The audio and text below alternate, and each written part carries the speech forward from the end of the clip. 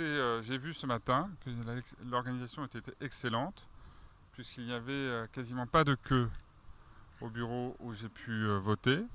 Alors je sais bien que ce n'est pas forcément représentatif de tous les bureaux, puisqu'un peu plus loin, un bureau avait beaucoup plus de monde.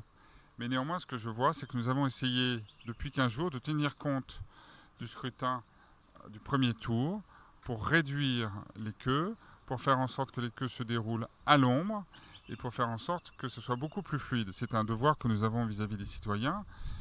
Je souhaite qu'ils aillent voter, mais il faut qu'ils puissent voter dans de bonnes conditions. Je crois que là, les conditions sont bonnes. Elles sont même, je pense, excellentes si on compare par rapport aux conditions de vote sur l'ensemble de la planète. Et pour cela, il faut remercier tous les bénévoles, ils sont nombreux, qui vont consacrer toute leur journée, de 8 heures du matin, parfois jusqu'à 10 heures du soir, à la fois à contrôler et à dépouiller les votes.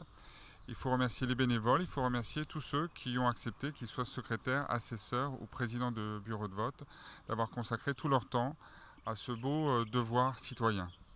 Je pense que c'est important de pouvoir rassurer les électeurs, de pouvoir leur montrer qu'ils votent en toute sécurité. Et nous sommes heureux d'avoir pu compter sur la coopération de la gendarmerie, de la police sénégalaise, ainsi que bien sûr de sociétés de sécurité privées, Sagam et Phoenix. Je crois que les attentes sont considérables. C'est pour la France, l'élection présidentielle, le moment décisif. Le moment où on choisit une politique pour 5 ans, on choisit celui qui va l'incarner, celui qui va la mener. Et clairement, aujourd'hui, vous avez le choix entre deux personnalités et deux programmes extrêmement différents. Donc c'est un choix essentiel pour la France, mais aussi au-delà pour l'Europe, la relation que nous allons nouer avec les pays européens et aussi avec l'Afrique, car vous le savez, la France a un regard tout particulier pour l'Afrique, une relation particulièrement étroite avec ce continent. C'était un débat qui était, on va dire, viril. Donc un débat qui était beaucoup plus vif et beaucoup plus acéré que d'ordinaire. Je pense que cela a permis aux Français de mieux connaître ces deux personnalités et de mieux comprendre et saisir leurs différences, leurs divergences. Je pense que ceux qui n'avaient pas vu cette différence, je pense, l'ont beaucoup mieux saisi et c'est un euphémisme à l'issue de ce débat. Alors, au Sénégal, nous avons à peu près 13 000 électeurs qui sont inscrits. Il faut se rappeler que la communauté française au Sénégal, c'est la plus importante communauté française au sud du Sahara, la plus importante. Et au sein de cette communauté, qui doit être environ composée de 25 000 personnes, vous avez 13 000 inscrits.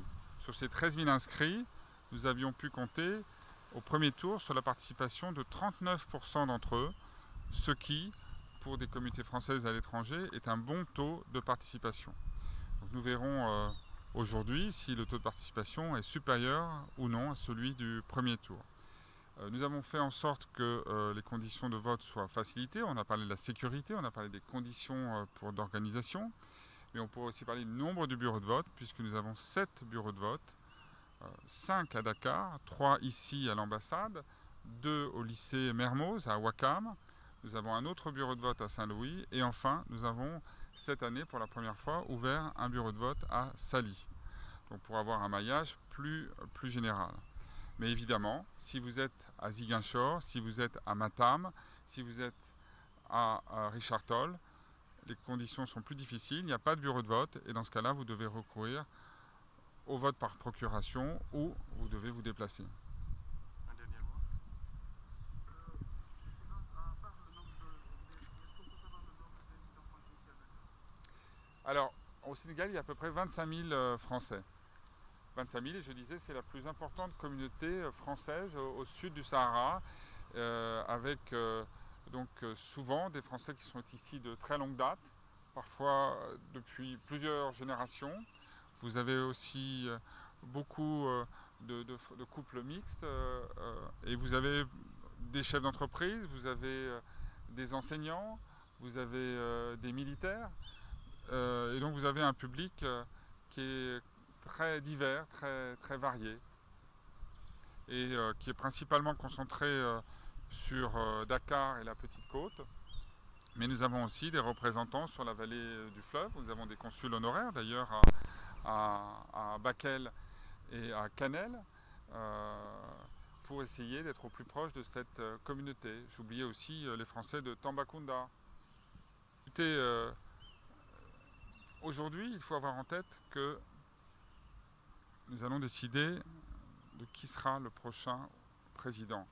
Mais il faut aussi avoir en tête que en France, dans tout régime parlementaire, eh bien, il y a aussi des élections législatives.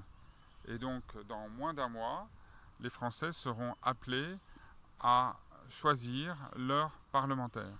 Ce choix sera très important, car sous la Ve République, le président a des pouvoirs considérables, mais naturellement, il doit tenir compte de la majorité parlementaire. Donc nous verrons dans un mois, nous nous reverrons dans un mois, puisque nous allons évidemment organiser ici des élections législatives pour choisir le député qui sera le député de la 9e circonscription, qui est une circonscription des Français de l'étranger, qui est très large puisqu'elle va à peu près de la Côte d'Ivoire jusqu'à la Tunisie en suivant l'Atlantique et la Méditerranée.